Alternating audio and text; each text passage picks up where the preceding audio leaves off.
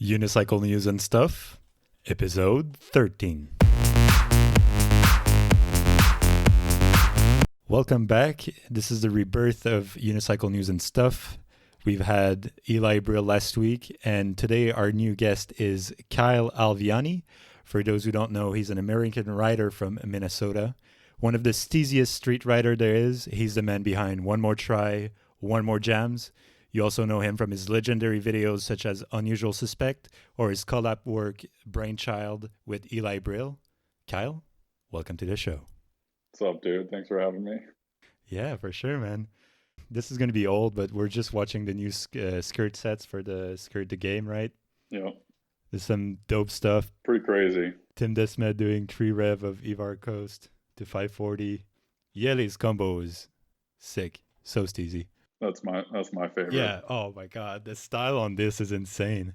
Yeah, never really thought or have seen the Steez Jam to inflip, but look really good. I definitely want to try that. That makes me want to go ride. Yeah, once again, Skirt reviving and giving motivation to everyone, I guess. Like, it's really fun to see the game going and just everyone posting clips. Yeah, we got a bit of a revival going on right now. Skirt and some podcasts. So I'm liking what you're doing, Emil. I love the first episode. Boop, boop, boop. So I was thinking of still going into the memories for a couple more episodes. I think it's a good way to start the episode because it's just, again, like good vibes. And then we can just start talking about whatever we want. So did you prepare a little memory for us to share with the audience, Cal?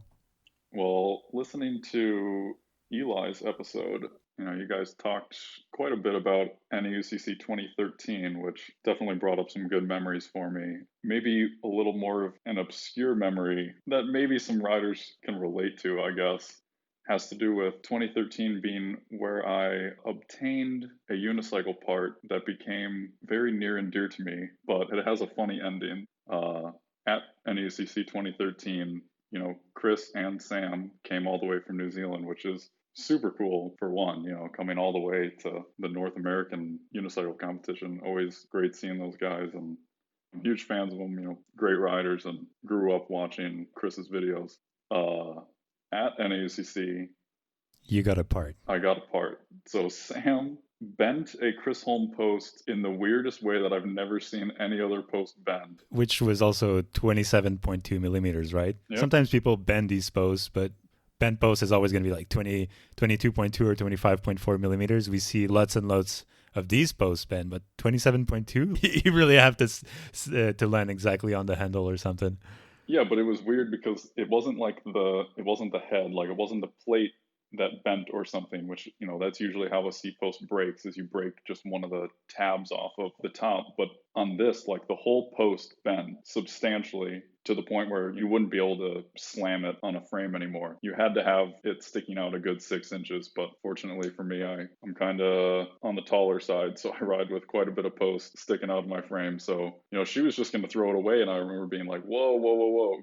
Can I have that? That seat angle looks amazing. No way. So, I mean, a lot of riders just ride with the Chris Holm post backward to begin with, right? Because then you get the 3-degree slope down. Yeah. Which is, to me, the further the handle's angled down, the more snap you get.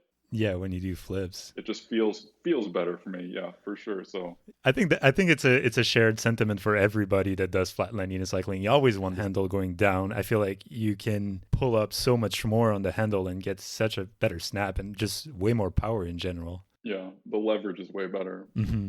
So she bent it super far, and she took it off and replaced it and was going to throw it away. And I was like, can I just have that? So she gave it to me, and I rode that thing for a whole year. It was bent. You would assume it's damaged, but it lasted a while. And yeah, that seat post was the greatest seat post I've ever had in my life. The greatest seat post you've ever had. Nice. Yeah, maybe that's phrased a little weird, but dude, seriously, I miss that thing. The ending is pretty funny because fast forward to Unicon 2014, I'm warming up for my flatland prelim. It's about, no joke, 5 minutes before I'm supposed to have my prelim, and just warming up, I snapped the post. Oh no. I thought this was going to be a better story. I thought you were going to say like, "Oh, we were at Unicon in Montreal and Sam bent another post again and I had just broken mine, so I got another one exactly the same." I thought it was going to be a little bit of a happier ending here. No, so even worse, Chris was announcing, so I asked, can I just borrow your seat post for my prelim run because I don't have time to go find another post? And he's like, yeah, go ahead. So I took his post off, put it on mine, but he was writing an impact post, which doesn't have any, it's a perfectly symmetrical No, it post. doesn't have any, yeah. So I put it on. I'm literally finishing tightening the bolts as my name's getting called, like as I'm supposed to go have my prelim. So I don't think I even did a crank flip with it. I no warm up. I didn't test it at all. And so the first trick that I had planned for my prelim run was a triple flip, Oops. which requires a fair bit of snap. I got no snap and I sacked. Oh first no. first trick of my first prelim at the World Championships, Sad stuff. and just yeah, terrible. Yeah. I was on the judging panel for that. Damn. Flatland judging is insane. Like you see so many people do their runs and it's so close. Most of the time you'll have a general idea of like who should be the top 5 or something. Mm-hmm. And then 6, 7, 8, 9, 10, 11, 12, it gets so close together. But it's fun. It's definitely fun. The sickest experience I've ever had judging was judging the flat comp at the 2017 EUC Winter. That competition was insane. I remember we were getting pretty hyped during the final battles. Yeah, I mean, you get you have the best view, right? That's one of the things I like about judging flatland competition is you just have the best view of the battle, unobstructed. It's the best. Oh, yeah. You see all the tricks.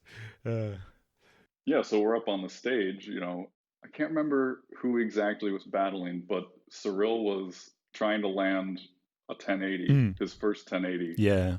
And the crowd was hyped. The judges were hyped. We were all already standing up out of our chairs, cheering him on. And I'm pretty sure some of us got up on top of the table even of the judging table. I wouldn't be surprised. I remember throwback to Montreal again for the flatland competition when Max Schultz tried his front flip. Yeah. First time anybody tried front flip on flat, right? Yeah. I remember there's the video. You can even see, I think it's Alex Murr just throws all of his judging papers up in the air, which not very professional, but whatever. Like it's past, right? So we can just laugh about it now, but it's just funny, just like throwing everything in the air because it was so insane. Right? That's so insane.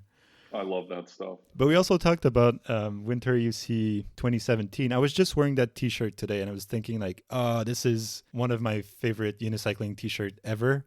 It's the year that was designed by Pablo Codes from Spain. It's the big monster with the tiny unicycle. Yep. And Kyle actually helped out with the design. He was the one that did all the lettering. Pablo actually had sent, he hand drew this. Crazy. And then sent me a scan of the drawing, which was kind of a pain in the ass to like convert to something that was printable because I had to clean it up in Photoshop quite a bunch. And then you did the lettering. Mm-hmm. So that was nice work. And then you actually did the logo for the year after that with the bridge for the 2018 edition. Yep, that's right. Yeah. Well, shout out to Emil, basically event organizer. How many years running at EUC? 2015 to 2019, I think. Well, the whole community thanks you for your hard work. I know it's You're very welcome. Got to be pretty stressful, but oh yeah, it's intense. It's like 3 days of not eating because you just forget because you're too busy. I mean, sickest comps. But yeah, I just want to stick to that logo stuff because some people might not know, but Cal, you also actually designed Renown Series logo. That's right. And Renown Series Hype logo, and you've been helping me out actually with like logos all the time. And every time I do a logo, Cal is you're my person I go to, and I'm like, yo, what do you think of this? It is how bad is this? Can you like? And then Cal's just always the harshest. That's how I am towards Cal's work when he sends me something, and we always like kind of hate each other in these moments. But it's exactly what you want to hear, right? It's the best, most constructive criticism, and I think it helps both of us move forward and have something better. Well, I dig your little unicycle podcast logo. I dig that idea. Oh my, I did this in like 15 minutes. It's so bad. I don't even care. I like it. It fits. Thanks, bro. Yeah, so still on the Renowned Series, episode 8 Savage, which I think you also helped out with the logo on that, and Edmund Loduck as well. Um yeah, bro, that was insane. That was the first like double handrail what do you call that? Handrail transfer. Yeah, handrail transfer, right? That was sick. Eli talked about in the last episode that you had already seen some spot. Like, how did you already know about spots in Amsterdam, even though you'd never been there before? Yeah, so that's a funny one. Yeah, when Eli and well, so you actually helped both Eli and I plan our trips, Oh yeah, you forgot know, about this. to get us to EUC that year.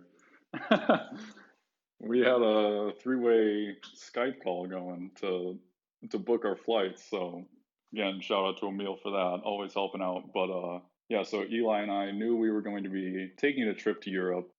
We'd be at EUC for 4 days or whatever, but we wanted to just make the trip a little longer, make it worth our time heading over there. So then we were trying to come up with another place to see and stop in on our way. So I had been watching some BMX videos recently, and there was this handrail that I saw that I discovered was in Amsterdam.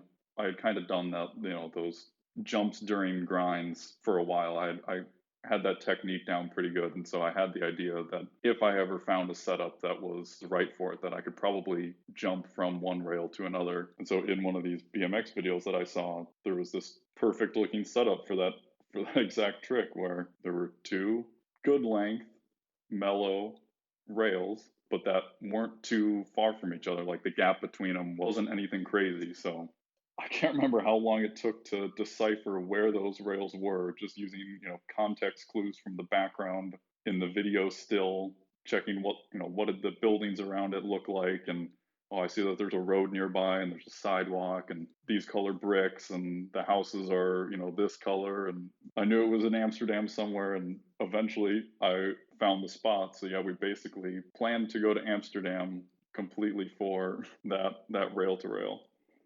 And it actually wasn't as good of a spot as I expected. I didn't realize that the run up for the rail, one, it wasn't very long because you're just cutting sideways across the sidewalk. Already, the sidewalk's not very long, but then the first step goes down before the rail even Oh my starts. god, no So way.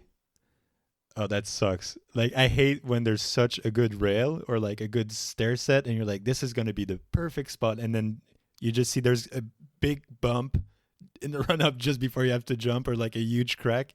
And it's like, no, why do you have to be this way? Like, this is the perfect spot. It's ruined by like pavement, shitty pavement, or something like that. it wasn't as easy as I had hoped, but we got the clip. It worked out. So that was a successful mission, successful Amsterdam trip. Riding and sightseeing. I feel Yeah, like that's what unicyclists do. It's like you visit a place, but you visit because you're unicycling everywhere. That's how I personally discovered Montreal with Hugo, by the way.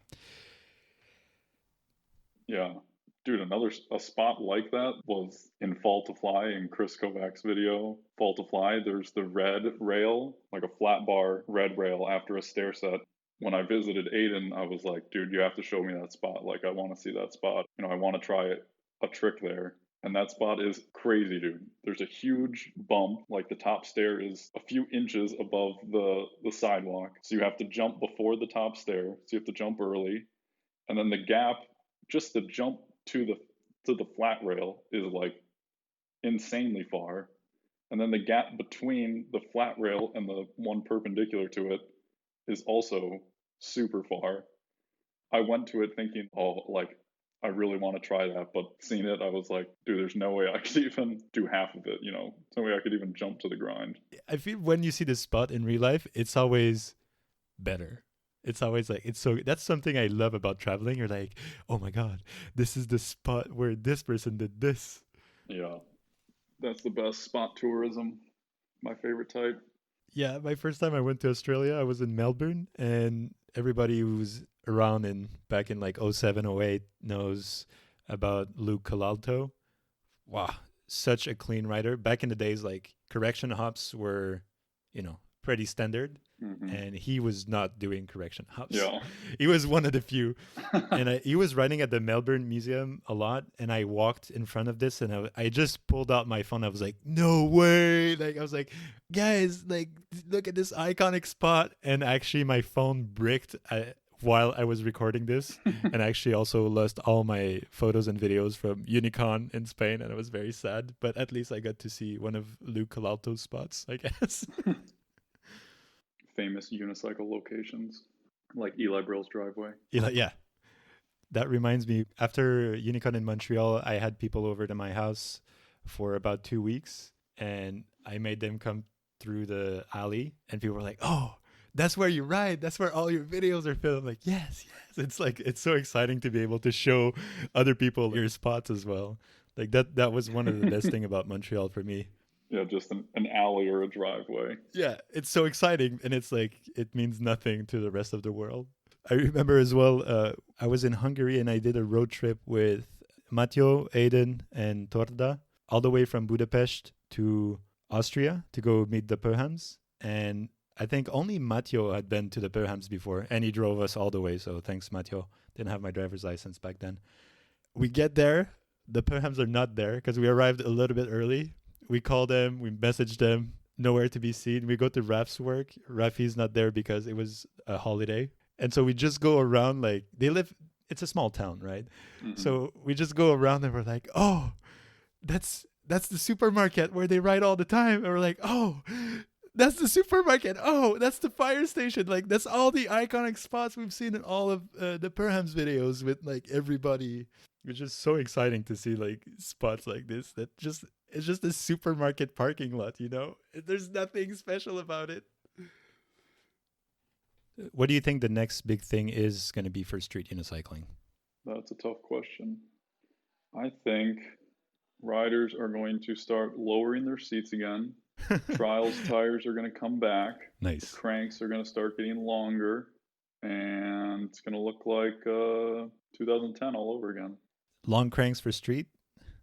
I mean, I don't care about the 19-inch trials tire. Like, I love the style on a 19-inch way more than on a 20-inch, to be honest. Like, it doesn't get any better than 19. Not taking anything away from Spencer, Mimo, or Eli, Bubus, or anybody that's ridden 20 inches. The Steez is so much better on a 19 compared to a 20-inch unicycle. Agreed. Everything looks so much better. I remember back in the days when 20-inch first came out, if I'm not mistaken, that was Chrysome that came out with 47 millimeter wide rim. That was 20-inch, and that was a prototype that he had made with Spencer, since Spencer was riding a lot of flatline unicycling, and rolls were like starting to get big. A couple of people started riding 20-inch unicycles, and some people started landing 720s and 900 or bigger tricks on 20-inch unicycles, and they were much lighter than 19-inch back then because we didn't have really light trials tires back then. Mm-hmm. And some people started saying, hey, this is cheating. It's not a real like 720, or this is not really like a real quad flip or something like that, just because the unicycle was lighter. Yeah.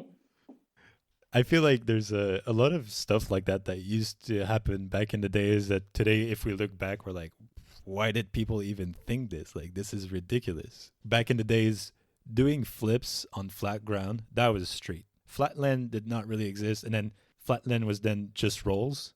You can see that in Xavier Collot's No Flip and Flat, right? Because flatland was not about flips. And then Sean Johannesson, if he released a flip vid number 1, number 2, those were, even if it was only on flat or down a curb, that was not flatland, that was street. And then there was this evolution of, street is going to be, downstairs and using obstacles. I mean, and now you're seeing a lot of classic flatland moves, transition into street. Coasting has become increasingly popular in street riding, and so just a mix of the two disciplines. I think that's just a natural evolution for them. Definitely. So have you been working on any special projects? Have you been filming for a new video or something, Kyle? I have not, no. back during March, I was riding a lot, when the lockdown first happened and we had some games of Out the Game going on Facebook. I played both in the expert flatland and then also in the game of grind. And so during those, I was riding a lot, probably more than I have in years, but recently haven't been getting out on the Yun too much. What about you? What's a unicycle? That is my answer to this question. I've literally not touched my unicycle in about a year now, or even a year. Like, I didn't seriously ride it for about a year or more, which is pretty sad. But I did complete the Yoon All June challenge. That's right, you were the first one. I had a bingo. I've never received any of my prizes, by the way. Didn't get the stickers. I sent you my address. Never got the stickers. They shipped out. Well, never got them. All right, send me a DM after the show, and I'll get those out to you. It's all right. It's all right. Just stickers. But actually, I did get on my unicycle, even though I was just fooling around. I did go on my unicycle, and that was fun. I don't feel the need to unicycle right now, especially in the winter. It's not too motivating. I guess unicycling for me is more of a social. It's more of a social activity for me now. Yeah, but that's why skirt's great. I mean, I even did the first game just because I wanted to be involved, and so it's winter, so I had to ride in my living room, but it's fun to participate. Yeah, riding in the living room. Throwback to like when we were all teenagers and couldn't ride outside in the winter, and you just start doing tricks in your living room. Anyway, Cal, it's been a pleasure to have you on the show. Shout out Emil. Shout out Unicycle News and Stuff. The revival. The revival. Unicycle News and Stuff. The revival. All right. Thanks for listening. These podcasts are going to be going out once a week until I get tired of it. So expect some stuff for at least 2 months. Peace out, everybody. Peace.